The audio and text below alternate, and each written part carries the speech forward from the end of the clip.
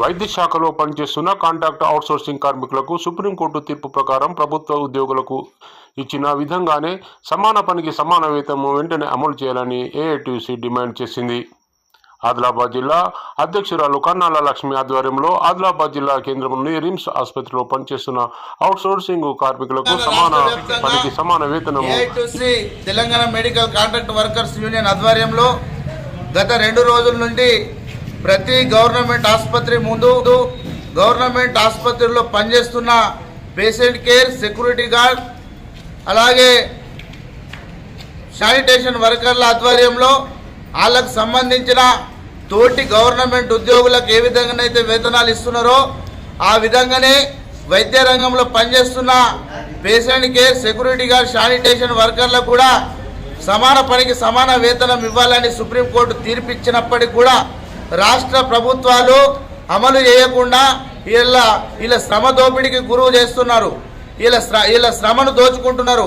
ఇలా సుప్రీంకోర్టు ఎదుటి వ్యక్తికి ఇచ్చే విధంగా ఎదుటి వ్యక్తి ఇంకొక వ్యక్తి ఆ వ్యక్తితో పనిచేస్తున్నప్పుడు ఈయనకు 10,000 ఇచ్చి ఈయనకు 5,000 ఇస్తే మానవత్వాన్ని కించపరిచినట్టు అని సుప్రీంకోర్టు తెలిపినప్పటికీ కూడా ఇలా రాష్ట్ర ముఖ్యమంత్రి వర్యులు కల్వకుంట్ల చంద్రశేఖర్ రావు కూడా ఎన్నికలకు ముందు తెలంగాణ రాష్ట్రం రాకంటే ముందు కాంట్రాక్టు విధానానికి, అవుట్సోర్సింగ్ విధానానికి కేసీఆర్ వ్యతిరేకమని చెప్పి ఇవాళ కాంట్రాక్ట్ అవుట్సోర్సింగ్ వర్కర్లను ఎందుకు మందిమర్చిందని మేము సూటిగా ప్రశ్నిస్తున్నాం. అలాగే ఇవాళ ఆదిలాబాద్ జిల్లా కేంద్రంలో ఇవాళ రిమ్స్ ఆసుపత్రిలో పనిచేస్తున్నటువంటి patient care, security guard, sanitation వర్కర్ల ఆధ్వర్యంలో నిరసన ధర్నా చేపట్టినాం.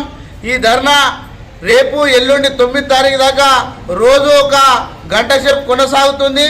9 తారీఖు దాకా రాష్ట్ర ప్రభుత్వం కనీసం 21,000 ఇవ్వకపోతే 9 తారీఖు తర్వాత 10 తారీఖు నాడు తెలంగాణ రాష్ట్ర వ్యాప్తంగా ప్రతి గవర్నమెంట్ ఆసుపత్రుల్లో కూడా సమ్మె చేపట్టడానికి AITUC Telangana medical contract workers union సంఘము సిద్ధంగా ఉన్నదని దీన్ని గమనించి కార్మికులు కూడా ఇలా రిమ్స్లో పనిచేస్తున్నటువంటి ప్రతి కార్మికులు వేరే సంఘాలు చెప్పే మాయ మాటలు నమ్మకుండా ఇలా పిఎఫ్ కాంట్రాక్ట్ పిఎఫ్ కూడా దోచుకోవడం జరుగుతుంది. పిఎఫ్ ఈఎస్ఐ పేరు మీద ఎన్ని కట్ చేస్తున్నాడు, ఎంత దోచుకుంటున్నాడు అనేది కూడా ఇప్పటిదాకా క్లియర్ లేదు.